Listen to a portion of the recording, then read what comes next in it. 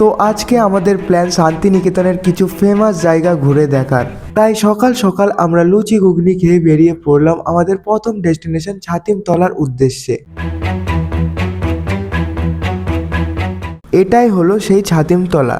এখানে কবিগুরু রবীন্দ্রনাথ ঠাকুর নিয়মিত ধ্যান করতেন এবং ছাতিম গাছের নিচে উন্মুক্ত পরিবেশে তিনি ব্রহ্ম বিদ্যালয়ের শিক্ষার্থীদের শিক্ষা দিতেন।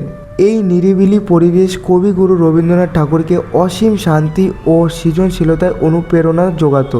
ছাতিমতলা দেখা শেষ করে আমরা চলে এলাম কবিগুরু রবীন্দ্রনাথ ঠাকুরের মিউজিয়ামে। এখানে এসে দেখতে পেলাম স্কুল থেকে কত বাচ্চারা এসেছে শান্তিনিকেতনের সুন্দর ঐতিহ্যবাহী স্থান উপভোগ করতে। এরই মধ্যে আমরা টিকিট কেটে চলে এলাম মিউজিয়ামের ভিতরে, কিন্তু মিউজিয়ামের ভিতরে ক্যামেরা করা নিষিদ্ধ থাকায় ভিডিওতে দেখাতে পারলাম না, তার জন্য ভেরি সরি গাইস। মিউজিয়াম দেখেই আমরা চলে এলাম ঠাকুর বাড়িতে। চারপাশটা মন দিয়ে দেখে আমরা চলে এলাম ঠাকুর বাড়ির পাশে রবীন্দ্রনাথ ঠাকুরের গাড়ির কাছে। এই গাড়িটা না স্কুলে জং পড়ে যাবে তো।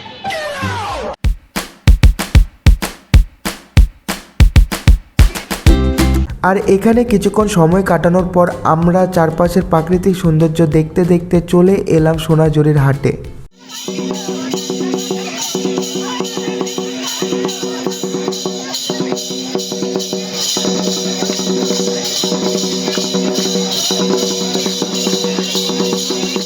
এই হাটটা এতটাই বড় যে ঘুরে দেখতে দেখতে দিন থেকে রাত হয়ে যাবে, কিন্তু পুরো সোনাঝুরির হাট দেখা প্রায় অসম্ভব।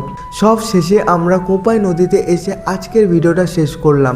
শান্তিনিকেতনের প্রাকৃতিক সৌন্দর্য এবং ঐতিহ্যবাহী স্থানগুলো তোমাদের কেমন লেগেছে তা অবশ্যই কমেন্টে জানিও। তোমাদের সাথে দেখা হচ্ছে শান্তিনিকেতন থেকে তারাপীঠ যাওয়ার গল্পে। ততক্ষণের জন্য তোমরা সুস্থ থাকবে, ভালো থাকবে।